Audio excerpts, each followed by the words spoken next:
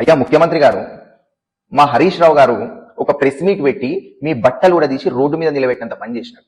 ప్రజలకు నిజాలను తెలియజేసినాడు. మీ 2 నాలుకల ధోరణిని బయట పెట్టినాడు.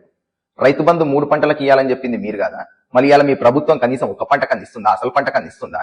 కౌలు రైతులకు 12,000 ఇస్తానన్నది మీరు కాదా సార్? మళ్ళీ ఇవాళ మీ మంత్రి గారేంటి సార్? అది రైతు కౌలు రైతు ఇద్దరు చూసుకుంటారు అని అంటున్నారు.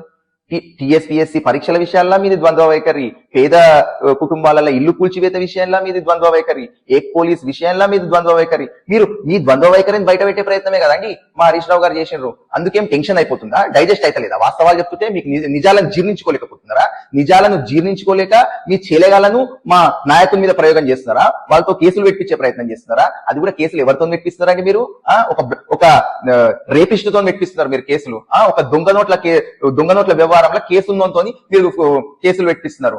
వన్ క్యారెక్టర్ ఎటువంటి క్యారెక్టర్ అండి?